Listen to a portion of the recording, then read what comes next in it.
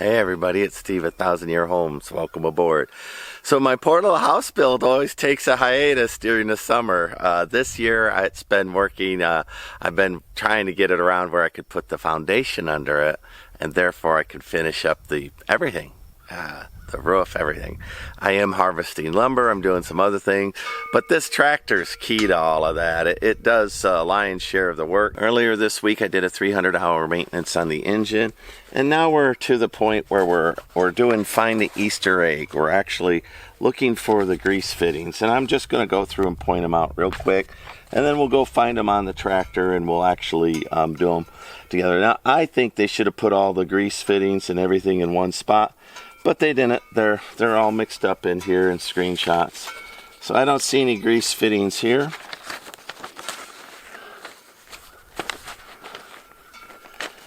Brake pedal is the first one that I see. So there's 1, 2, 3, 4. They tell me I'll find 4 for the brake pedal right there. Yeah, who did make this owner's manual? You put things in order. A guy's not going to work 2 things on the filter, then do 2 greases, and then go back to work on oil. That's dumb. This could have been better written. All right, so front axle pivot pin. There's a grease fitting there. And that's what it's saying I'll find. Not very many. In addition to that, of course, I have a front end loader, so my front end loader will have a bunch more points. I use a good quality lithium grease. Grease is getting expensive, y'all. It really is getting expensive. And then these grease guns are invaluable. There's no way that I could do this job easily without it. Let's go ahead and grease the front pin and do all of this stuff.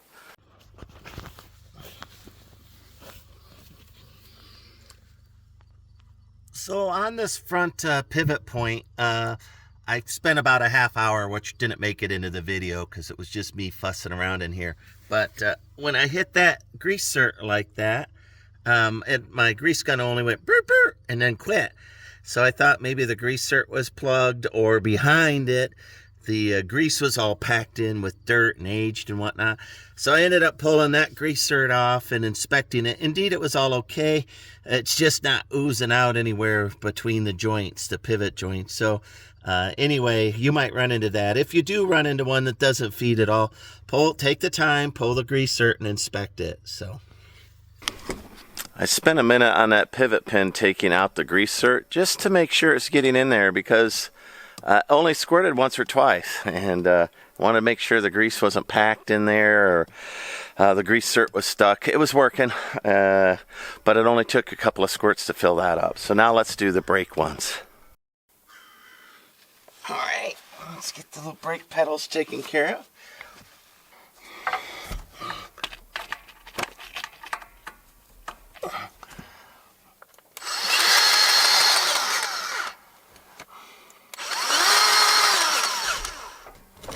Come on.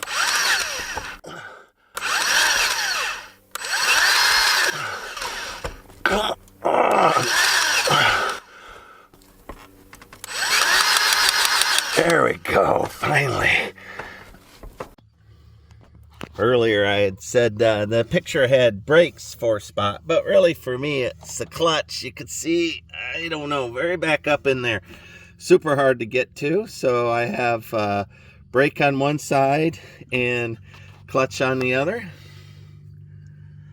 There you go. I hope you could see that in there. The whole thing's just an Easter egg hunt of find the fittings, even with the manual. I did mention this is an Easter egg hunt, so the manual didn't show the tie rods and the steering knuckle, so I tracked those down. Anything that wiggles, right, you'll want to make sure you get. And of course this tie rod end, you'll have that on each end, which is greased. And then after you get done with the body of your machine, anything that's attached to it, go ahead and grease up as well. And which in my case is just the bucket right now.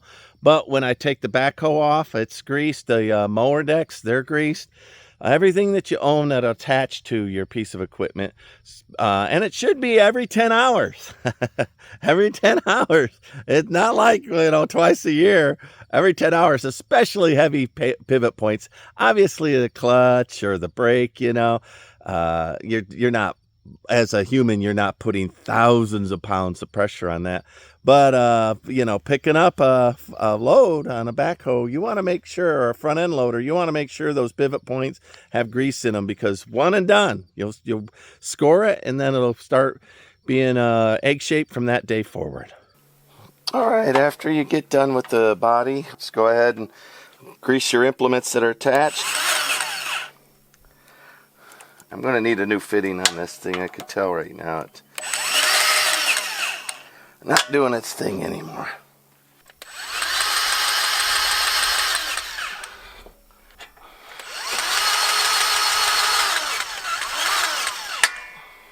I grease all the ones I can reach, and then I pick it up and I grease the ones underneath it.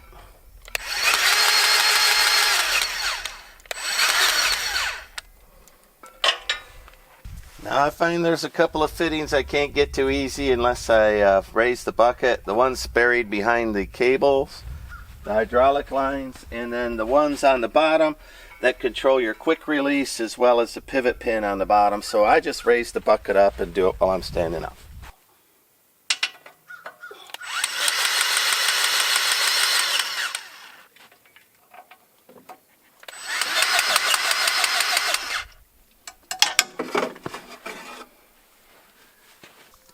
Alright, so these quick release are real easy to overlook here.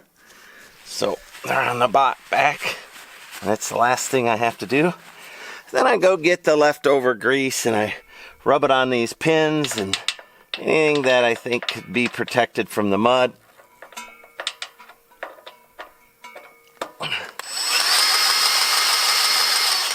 soon as I see it coming out on the plate there, I know that I've got enough. All right. We live in a society that's just a throwaway society, right? Even our houses are built very substandard.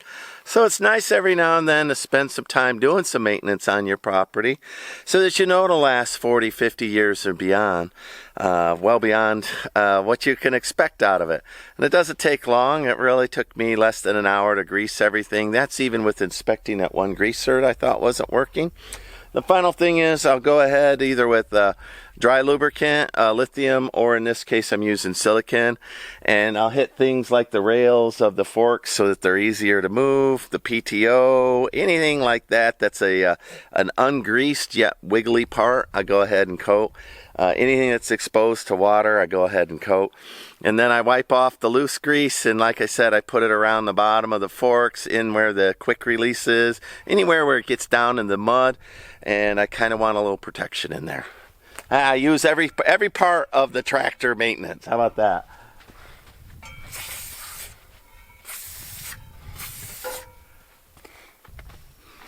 I also spray down any cables that I find, throttle cable, the hood pop, brake lines, anything that has a steel cable running it. Spend a moment, spray down it. It won't be in your manual, but just go ahead and do that. All right, this is Steve, 1,000 Year Home. Welcome, and thank you for watching my little greasy thing.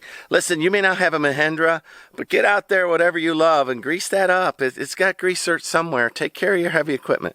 All right, you have a good day. Bye. Who's a good little tractor? You're a good little tractor, all greased up, ready to go to work. Yes, you are. Good little tractor.